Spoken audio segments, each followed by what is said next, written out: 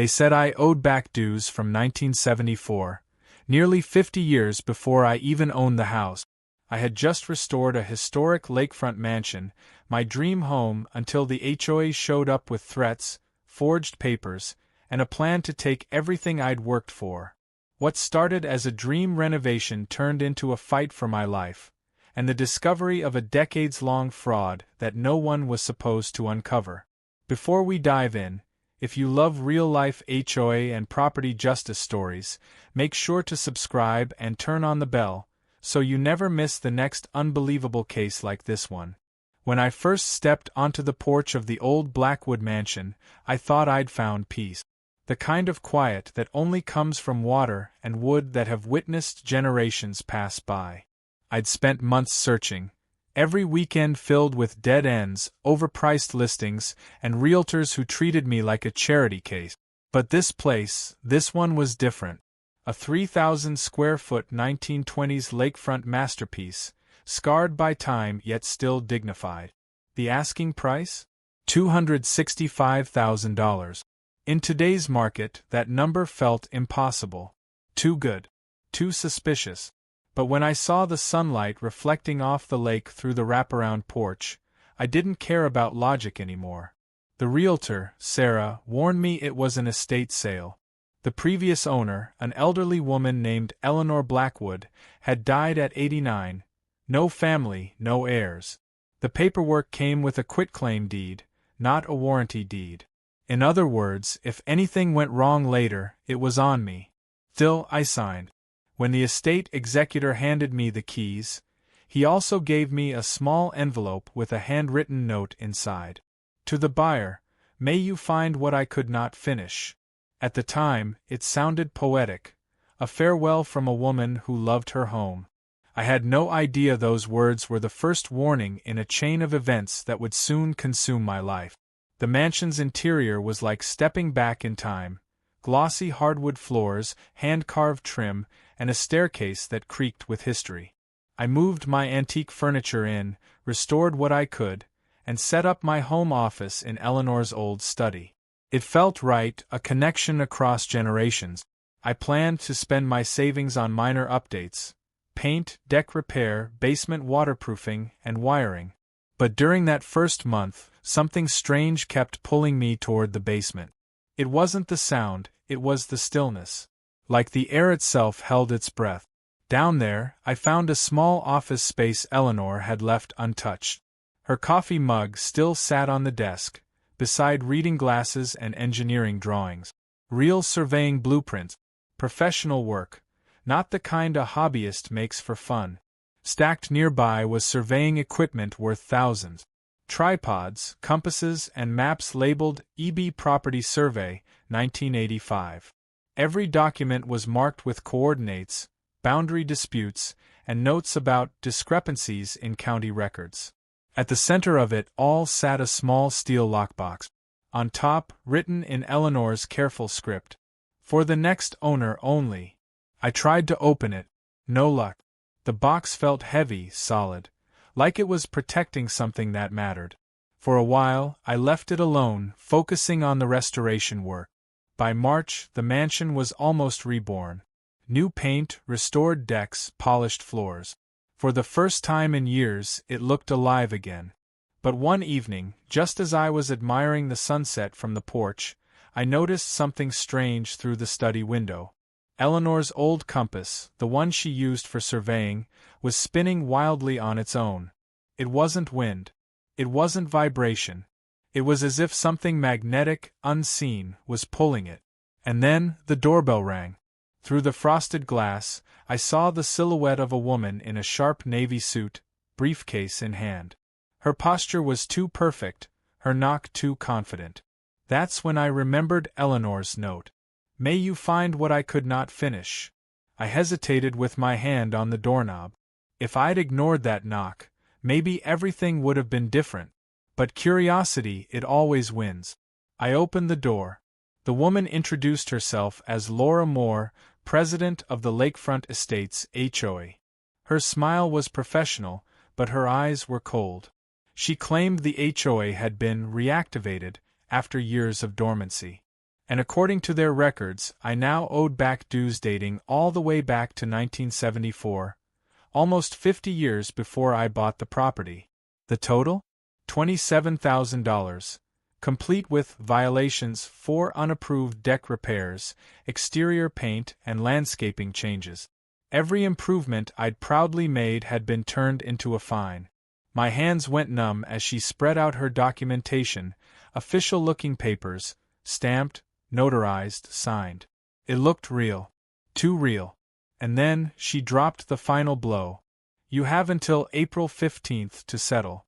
After that, the HOA will file a lien and begin foreclosure. My dream home, the one I'd saved, restored, and rebuilt, was suddenly under threat. That night, I sat in Eleanor's old study, staring at her lockbox, realizing the compass wasn't the only thing warning me. The real storm had just begun. Sleep didn't come that night. Every creak of the old mansion sounded different now, less like history and more like a warning. My mind kept circling back to the woman on the porch, her flawless confidence, the perfect paperwork, the cold precision of her threat. By dawn, I still hadn't moved from the study. The compass on Eleanor's desk sat motionless again, as if it had spent all its energy trying to tell me something. I stared at the lockbox beside it, the one I'd been too afraid to force open. If answers existed, they were inside that box. Then my phone buzzed. An unknown number. The message was only 6 words long. Check under the blue surveying stake. Trust no one. My heart raced. Whoever sent that text knew about the stake, the equipment, the box, details no outsider should know. I threw on a jacket and stepped outside into the pale morning light. The grass was wet with dew. The lake glimmered like nothing bad could ever happen here.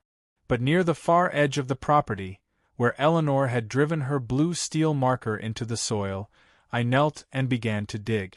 It didn't take long. Just beneath the surface lay a small brass key, cold and tarnished with age. It fit the lockbox perfectly. Inside, the air felt different, dust, iron, and the faint sweetness of time sealed away. My hands shook as I turned the key and lifted the lid. The box contained order, not chaos. Eleanor had packed it like an engineer preparing evidence for court. A neatly stacked letters, copies of returned envelopes marked address unknown, carbon receipts for HOA payments, and a worn notebook titled Lakefront Discrepancies.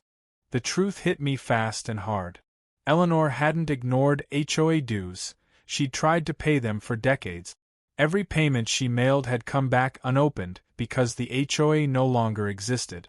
The entity Laura claimed to represent had been dissolved since the 1980s. The so-called reactivation was a fiction, a trap dressed up in legal language. Each document was proof that Eleanor had spent years trying to do the right thing. Each return stamp was proof that someone, somewhere, was exploiting that silence. I spread the pages across the desk until the wood was covered in history. The pattern was clear. Laura's new HOA wasn't new at all. It was a resurrection built on forged paperwork and fear. But one question cut through everything else. How had Eleanor known this would happen again? Her notes became darker near the end. She had written about Lakefront Services LLC, a private company collecting maintenance fees identical to the HOA assessment. Bank numbers, check copies, and ledger entries all pointed to Laura Moore's business account. It wasn't management. It was embezzlement, and Eleanor had known it. The final pages were the hardest to read. They listed names: Mrs. Peterson, 1997, Johnson, 2003, Churn family, 2019. All homeowners. All elderly. Each one sold their property within months of settling debts. Laura had been doing this for decades.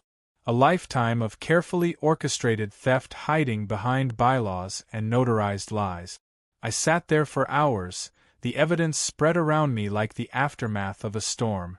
The house that once felt safe now seemed alive with secrets. I could almost feel Eleanor's presence, steady, determined, urging me to finish what she'd started. But courage and fear live close together. By evening I realized I wasn't alone. A car idled at the end of my driveway, lights off, engine humming.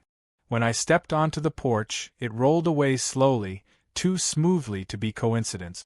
A warning, perhaps. Inside, the lockbox contents were still open on the desk. I photographed every page, every envelope, every receipt. Then I hid the originals behind the loose panel in the basement where I'd found the surveying note. If Laura was watching, she'd see nothing different. But now I had her secret. The next day, I called the attorney my realtor had recommended, a veteran named Roger Williams. His voice was calm, heavy with experience. He agreed to meet me that afternoon. Roger examined Laura's documents with a magnifying glass and a frown that deepened by the minute. The papers were sophisticated forgeries. Accurate citations, perfect formatting, real county seals likely photocopied from archived files. It was the kind of fraud built by someone who understood both the law and human fear. He estimated that challenging it could cost tens of thousands of dollars with no guarantee of victory. They rely on exhaustion, he said. They win when you run out of breath. By the time I drove home, the sun had vanished behind low clouds. The mansion's reflection on the lake looked fractured, as if even the water knew the truth. I stepped inside, locked the door, and turned off the lights. For the first time since moving in, the house didn't feel like mine. It felt like evidence. Upstairs, the old compass sat silent again, needle resting precisely north. Maybe it was coincidence. Maybe it was Eleanor, finally at peace knowing her secret had been found. But deep down, I knew this wasn't over. Laura Moore had built her life on precision and control, and I had just disrupted both. Somewhere beyond the lake, engines murmured. Phone lines hummed. The web of lies she'd spun was beginning to tighten, and I was caught at its center. Next came the decision that would change everything. To expose her meant risking everything I owned, maybe even my life. By the third day after opening Eleanor's lockbox, I understood that the problem wasn't paperwork. It was power. Laura's papers looked flawless because she was flawless, at least on the surface. Everything about her operation was polished to convince ordinary homeowners that resistance was pointless. So when she invited me to attend an official HOA board session, I went. Not because I trusted her, but because every con needs an audience, and I wanted to see the performance from the front row. The meeting was held in the basement of the Lakefront Community Center, a concrete box that smelled of dust and disinfectant. Long tables, folding chairs, microphones that squealed at random intervals. The setup wasn't accidental. It was designed to make one homeowner feel small under fluorescent light. 4 people waited behind the tables when I arrived. Laura, of course, immaculate in her navy suit. Bob Miller, the self-described treasurer with a calculator already running. Janet Wilson, secretary, visibly nervous. And Patricia Ross, compliance officer, whose smile didn't reach her eyes. A portable recorder blinked red between them. Laura began with procedural theatrics. Articles, sections, bylaws recited like scripture. Her tone wrapped authority around every syllable. I'd spent enough time in antique auctions to recognize that rhythm. Establish legitimacy first, then close the sale. They slid a packet toward me labeled Executive Session Agreement. Hidden in the legal phrasing were traps. Non-disclosure clauses, non-disparagement terms, promises not to speak of anything said inside. Signing it would have buried me in silence. I pushed the paper back without a word. The pause that followed felt like the air itself disapproved. Laura only smiled. Then please wait in the hallway while we deliberate. So I sat outside my own hearing, listening to muffled voices echo through concrete. Occasionally laughter. Sometimes the clack of a calculator. My name surfaced again and again, followed by numbers. They were discussing my life as a spreadsheet. Through a narrow crack in the door I caught fragments, phrases like standard procedure, precedent, and one chilling sentence from Laura herself. After foreclosure, the Harris property will yield at least $350,000. That's when I understood. This was never about back dues. It was about acquisition. They weren't enforcing rules, they were harvesting houses. The meeting lasted 45 minutes. Long enough for fear to turn into resolve. When Janet Wilson left for a restroom break, she dropped her key ring beside my chair. A small tag read County Records, H. Carter. Beside it, on her notepad, I glimpsed 3 scrawled letters, HB. I snapped a quick photo before handing everything back. Her face went pale when she realized what I'd seen. When they finally called me back in, Laura had the calm of a surgeon about to close a case. She presented a board-approved settlement plan. $5,000 immediately. $1,100 a month for 24 months. $31,400 in total, $4,000 more than her original demand. Each word was gentle, reasonable, laced with inevitability. Decline, and she hinted that building permits, inspections, even mail service might temporarily pause, due to open safety concerns. A threat dressed as civic duty. I signed. Not because I believed her, but because sometimes the only way to map a trap is to step inside it. She countersigned as witness, her pen gliding across the page in confident strokes. And that's when the smallest inconsistency changed everything. Her signature, smooth, looping, almost ornamental, didn't match the one on the earlier documents she'd shown me. The slant was different, the pressure reversed. 2 different hands pretending to be one. I didn't react. I simply watched her close the folder, watched her eyes flicker with that quiet satisfaction of a predator whose meal no longer moves. I walked out of the building carrying my copy of the agreement, my freedom already mortgaged to a lie. Outside, cold air hit like a slap. My car windows reflected a stranger. Tired, humiliated, smaller than he'd been that morning. Yet somewhere inside the shame was a spark, proof of forgery. If one signature was fake, the others could be too. Eleanor had been right. This wasn't mismanagement. It was a system. Back home, the lake looked darker than usual. I spread both documents across the desk and traced each letter under the lamplight.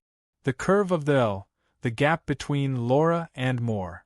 Different pens, different rhythm, different person entirely. The realization snapped something inside me. For the first time, fear turned into purpose. She'd fooled dozens of elderly homeowners because they didn't have evidence. I did. Still, victory felt distant. On paper I was trapped, bound to payments that would bleed my antique shop dry.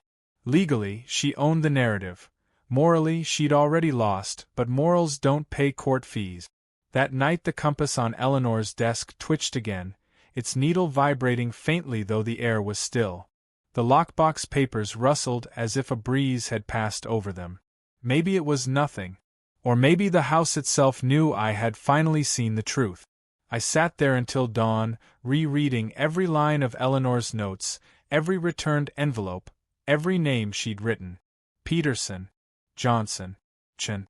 Families who had lost everything because no one caught the forgery in time. I promised the empty room that I would. Tomorrow I would return to the county offices.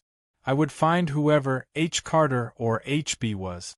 I would trace every signature until the pattern emerged. If Laura had built her empire on paperwork, then paperwork would be the weapon that undid her. For the first time since she'd stepped onto my porch, I felt something stronger than fear, clarity. The kind that comes right before a storm breaks. Morning arrived colorless, the lake wrapped in fog thick enough to erase the opposite shore. I drove toward the county records building with the kind of focus that comes only after humiliation. In my passenger seat lay Eleanor's folders, the forged signatures, and a growing determination that no one, no HOA president, no forged document, was going to take my home. The records office sat behind the courthouse, a century-old brick structure that still smelled of ink and ozone. Rows of metal cabinets lined the walls like silent witnesses.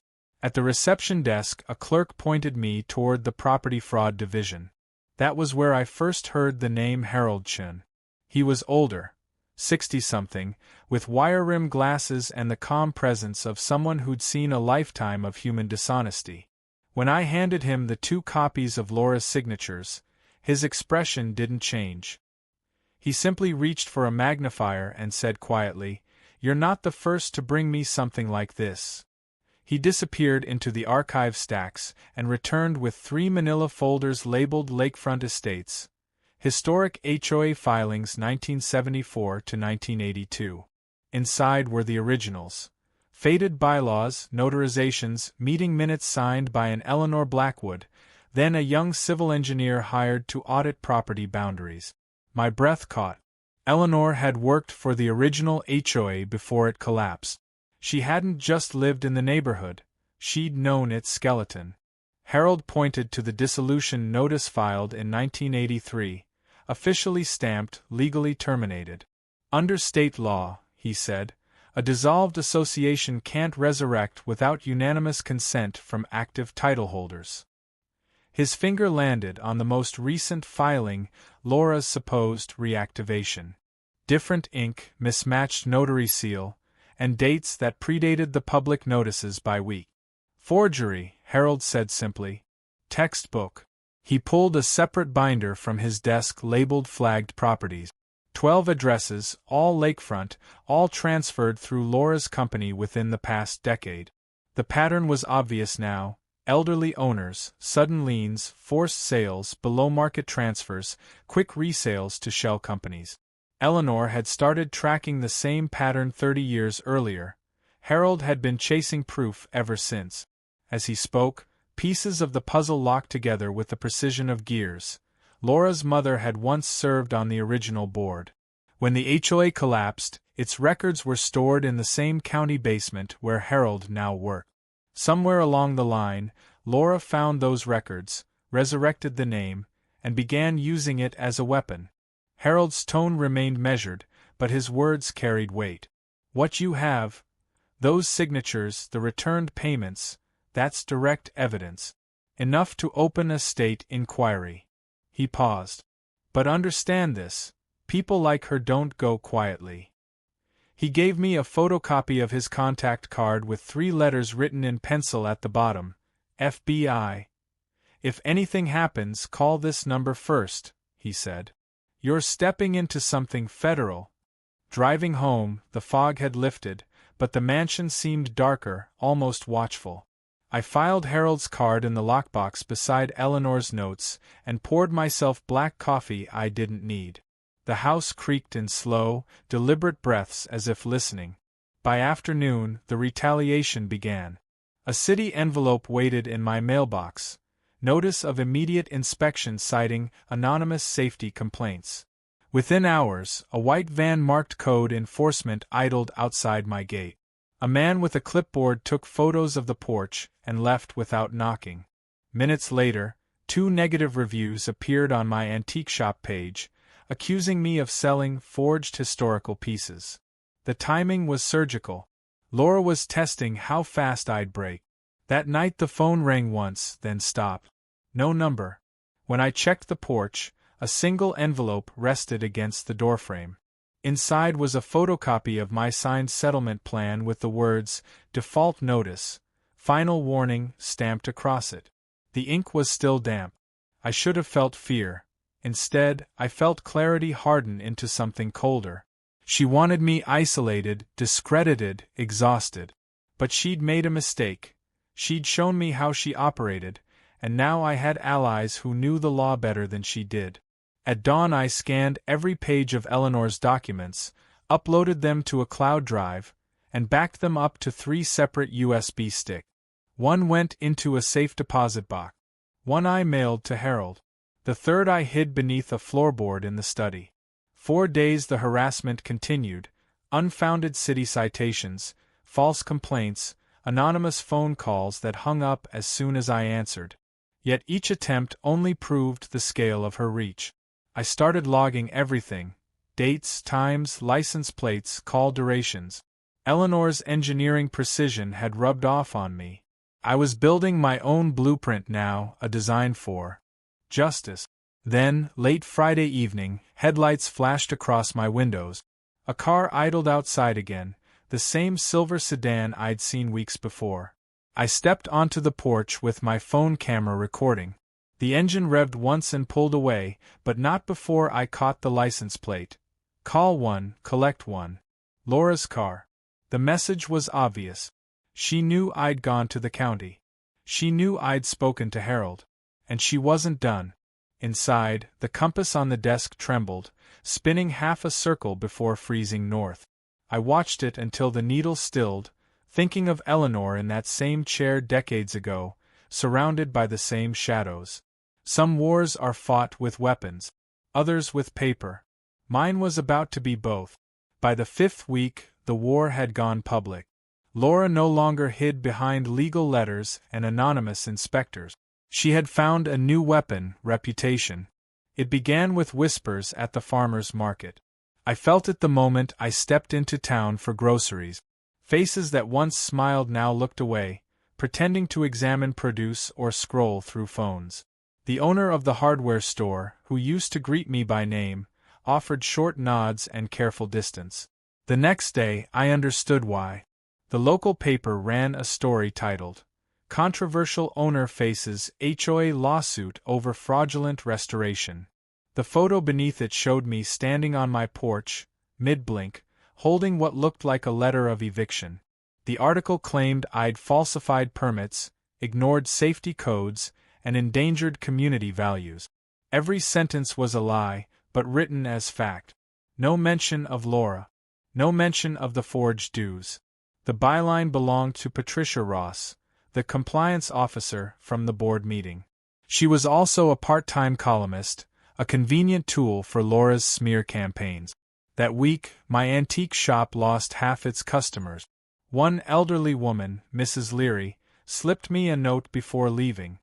She did this to my brother in 2012. He sold and left town. Don't let her win. I kept that note in my wallet like a talisman. At night, I heard the phone click with brief, empty calls, the kind meant to test whether someone's home.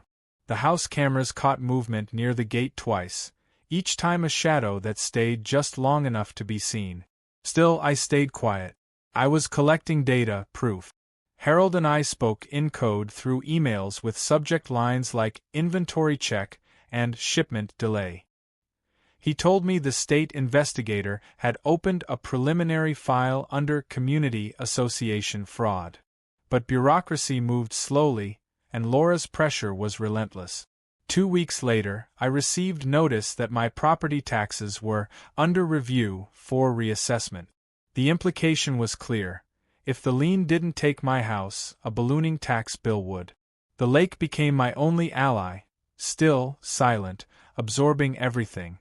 Some nights I'd walk the dock, feeling the boards flex beneath my feet, wondering how many others had stood there before me, watching their worlds shrink under Laura's shadow. Then came the night of the envelope. It was slipped under my door sometime after midnight, thick, unmarked, sealed with clear tape. Inside were photocopies, not of my documents, but of Laura's. Real ones. Originals from her office. They showed wire transfers, signatures, and shell company registrations connecting Lakefront Services LLC to multiple consulting firms across the state. Each transfer ended in the same bank routing number. On the final page, a sticky note was attached. She's been doing this since before her husband disappeared. Be careful. J.W. It took me a moment to remember the name. Janet Wilson, the nervous secretary from the board meeting. I realized what that meant. Someone inside her circle had broken rank. The next morning, I returned to the county offices to meet Harold. When I showed him the new papers, he adjusted his glasses twice, reading silently before exhaling through his nose. "This is organized crime dressed as governance," he said. "She's laundering through association accounts." We photocopied everything, added timestamps, and sealed them in evidence envelope. The next step was clear. File for a temporary restraining order against any further HOA contact until the investigation concluded. That afternoon, I delivered the request to the clerk's office.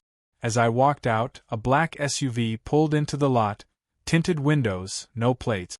It idled while I crossed to my car, then followed me for 3 blocks before turning off. I didn't call the police. Not yet. In small towns, Laura's reach extended further than uniforms. But I did text Harold the plate details I caught from reflection, partial letters, MOA 7. That night, a power outage cut through the neighborhood. My mansion went dark, but across the lake, one house still glowed, Laura's. Her windows blazed like floodlights, each one a silent declaration, "I'm still here." In that darkness, I finally opened Eleanor's last notebook, the one I'd avoided. Inside were her final entries, written in shaky handwriting that broke halfway through sentences. She described receiving similar threats, similar envelope. And one line chilled me to the core. "If this reaches the next owner, the files are hidden where the lake meets the stone." I knew the spot, a cluster of rocks near the old boathouse foundation, half submerged in shallow water. I took a flashlight, boots, and a shovel, and followed the moonlit path down the hill. Mist rolled over the water like breath. When I reached the rocks, I found it immediately, a small metal canister wedged beneath a flat stone. Inside were photographs, negatives, and one soaked envelope wrapped in oilskin.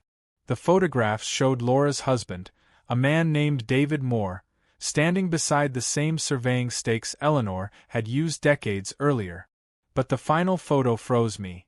It showed Laura herself, much younger, standing beside a sign that read, "Condemned property, fraud investigation pending." The date in the corner was 1998. Eleanor hadn't just suspected Laura. She'd documented her downfall, one that had been buried and rebranded. As I stood there, cold water lapping at my boots, headlights flickered behind me on the distant road. A vehicle idled, waiting. I slipped the canister into my coat and shut off my light. For the first time, fear felt useful. It told me exactly what to do next.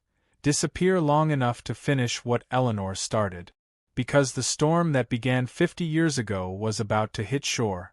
For weeks, the mansion became both fortress and evidence vault. Every drawer, every USB stick, every backup drive was a safeguard against vanishing truth. I barely slept. Each morning began with the same ritual: checking the cameras, cataloging letters, logging license plates. Fear had transformed into a system. Outside, autumn rolled in. The lake turned steel gray, mirroring a sky too heavy for comfort. The air smelled like rain and endings. I could feel that something, or someone, was about to break. The envelope Janet left me had changed everything. Her betrayal of Laura meant that somewhere inside that web of loyalty and lies, conscience had survived. Harold said the state investigators were finally moving, quiet subpoenas, silent requests for bank record. Still, Laura's control of the local machinery held strong. 2 city inspectors returned with new accusations: unsafe deck railings, improper lighting, possible structural instability. They took photos, whispered among themselves, and left. By evening, my online property listing showed, pending legal action, beside my address, a flag that kills value instantly. It was psychological warfare. She wanted exhaustion to do what fear couldn't. But Laura had underestimated the power of curiosity and guilt. 3 nights later, my phone buzzed with a blocked number. The text was short. She made me falsify the signatures. Meet at the church parking lot. Midnight. J. Janet. The rain came down hard that night, blurring headlights into halos. The church lot sat empty except for a single car, a small blue sedan idling beneath a flickering streetlight. Through the windshield I saw her silhouette, hands gripping the steering wheel like the world was trying to pull her apart. She looked smaller than I remembered from the board meeting. We didn't speak, only exchanged a folder through the window, a transaction carried out in silence and fear. Then she drove off, taillights vanishing into the storm. Inside the folder were everything Laura feared most: notarized confession statements, photocopies of property deeds, and one typed summary marked Private Retainer or D. Moore. David Moore. Her husband. The contents were chilling. David had once been the true founder of Lakefront Services, a legitimate construction company contracted by the original HOA in the 1980s. But when the association collapsed, Laura took over his files, his accounts, and eventually his company. David had discovered the forgeries and threatened exposure. Weeks later, he disappeared. The police listed it as a boating accident. Janet's notes said otherwise. According to her, David never drowned. He vanished with the records. The realization hit like lightning. The canister I'd found by the rocks wasn't just evidence. It was the missing record David had hidden before disappearing. Eleanor must have found it, preserved it, and left her clues for whoever came next. For the first time, the story's timeline stretched across generations. A single fraud evolving for decades under different names, one woman controlling it like a private empire. By morning, Harold confirmed that the documents Janet handed over were explosive. They connected Laura's company to 5 foreclosed properties across 3 counties. Each one was sold to a shell company she owned under a new alias, then resold for profit. Classic laundering. But exposure required more than truth. It needed light. That afternoon, Harold reached out to a local journalist he trusted. The reporter's name was Megan Cole, an independent freelancer who'd been digging into municipal fraud for years. She agreed to meet the following day at the courthouse step. I brought everything: the photographs, the canister, Janet's confession, Eleanor's notebooks. Megan's questions came fast, each one narrowing like a lens.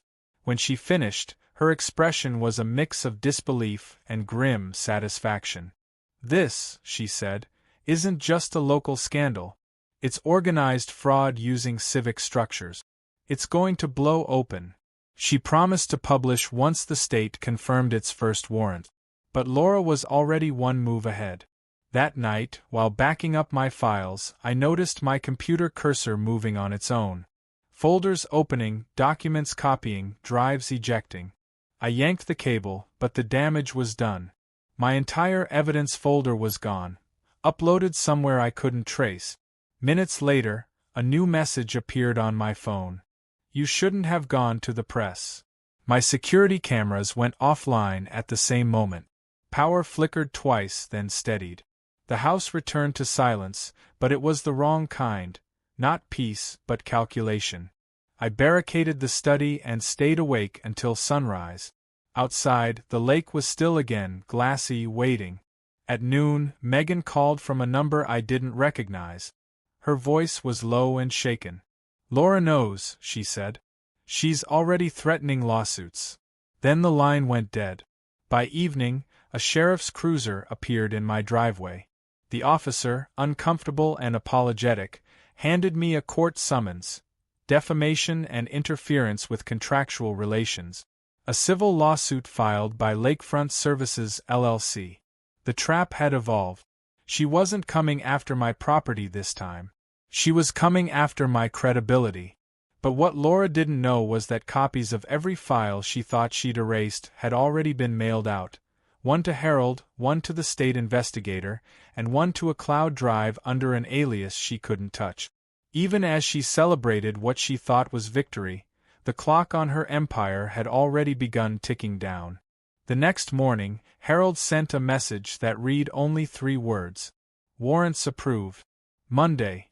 I stared at the lake from my porch, sunlight breaking through clouds for the first time in weeks. The water sparkled, calm, indifferent, eternal. Somewhere across the shore, Laura's mansion stood like a monument to deceit. And soon, that monument would crack. But victory, I would learn, never comes clean. When you expose corruption built on decades of fear, it fights back in ways that laws can't predict.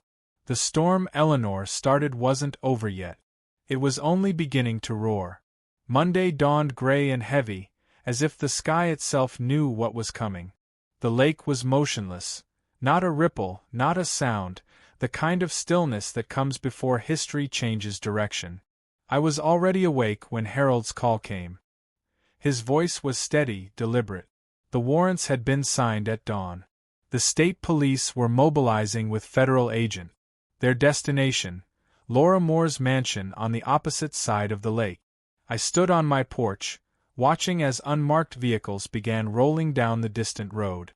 From here, her house looked serene, white siding, perfect hedges, nothing to hint at the decay beneath. At 9:12 a.m., the convoy stopped at her gate. The silence fractured under the sharp crack of a battering ram. Even from across the water, I could hear the echo. Birds scattered from the trees. Dogs barked in the distance. The calm lake became a mirror of chaos, flashing lights, silhouettes, motion. By 9:30, officers were moving through her front doors. By 9:45, she was in handcuffs. For a moment, I thought it was over, that justice had finally completed its slow, patient crawl. But then came the part one hadn't anticipated, the discovery in her basement. Reports came fast through Herald. What they found wasn't just paperwork or stolen ledgers. It was a vault. Hidden behind false drywall, sealed tight, temperature-controlled. Inside were decades of files, original deeds, bank ledgers, surveillance photos, forged IDs. Every home she'd stolen had a folder. And at the center of it all, one marked D. Moore. When they opened it, silence fell over the room. Inside were photographs, a passport, and what looked like a letter never sent. It wasn't an obituary. It was a confession. David Moore hadn't died in a boating accident. He'd faked his death after discovering Laura's first embezzlement. He'd tried to expose her and failed. The final photograph showed him standing beside a truck in Arizona, alive, 10 years after his supposed disappearance. Harold said there were hints he'd lived under a new name for decades, quietly sending anonymous tips to regulators that were ignored. Every clue Eleanor followed had likely come from him. Laura's empire had been built not just on greed, but on fear of being exposed by the man she once loved. By noon, the story was everywhere. Megan Cole's article hit the newswire with the headline, "Lakefront HOA Fraud Exposed, President Arrested in Multi-County Scheme." It spread like wildfire. For the first time in months, the truth wasn't mine alone. It belonged to everyone. But victory came with a price. That evening, when I returned home, the mansion didn't feel like triumph. It felt hollow. The phone rang nonstop. Reporters, investigators, strangers wanting comment. My antique shop voicemail filled with sympathy and apology. The community that had once turned its back was now full of gratitude, remorse, and awe. Yet something inside me couldn't settle. The lake was too quiet again. The air too still. Around 11 p.m., while cataloging the last of the case notes, my security monitor flickered. For a split second, a figure appeared at the edge of the property, small, slouched, carrying something heavy. The feed froze before I could zoom in. I ran to the window, scanning the shoreline. The only sound was wind brushing through reeds. Then, a faint splash. By the time I reached the dock, the figure was gone. Floating at the water's edge was a small box, newer, lighter, wrapped in black plastic. Inside were printed photographs, the same ones the agents found in Laura's vault. But these weren't copies. These were originals. On the back of one, a single message in shaky handwriting. "It's not over. D." The ink was fresh. I stood there under the moonlight, realizing what it meant. David Moore was alive, still watching, still guarding what he started. The web Laura built might have collapsed, but the people behind her, the network that helped her bury evidence, forge documents, silence victims, hadn't all been caught.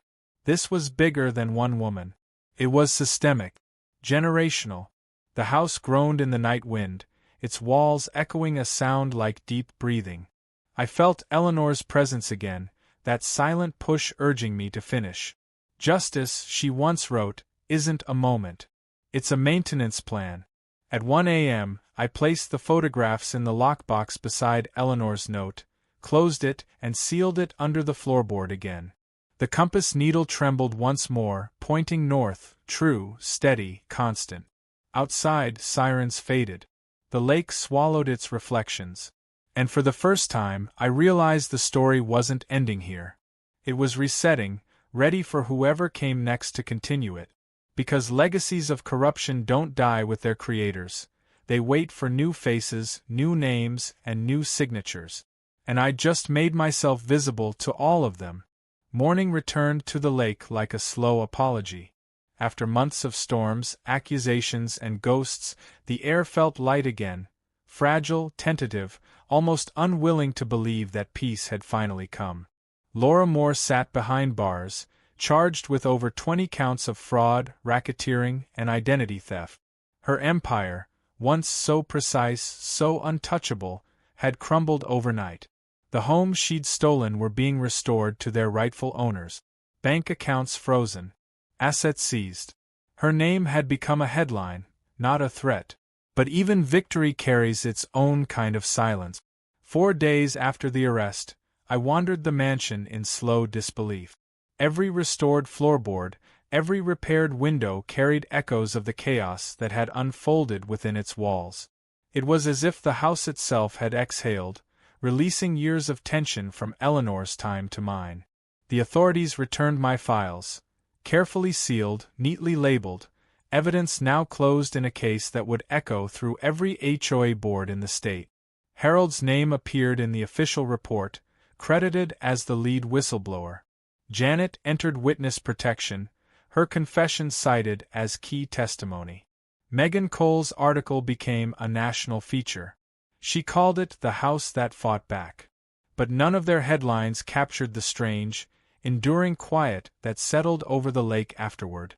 The first week after the raid, I started restoring the boathouse, the one where Eleanor had hidden her evidence. It felt symbolic, rebuilding the last piece of her legacy. In the process, I found something no one else had noticed: a small brass plaque nailed beneath one of the beams, barely legible through rust.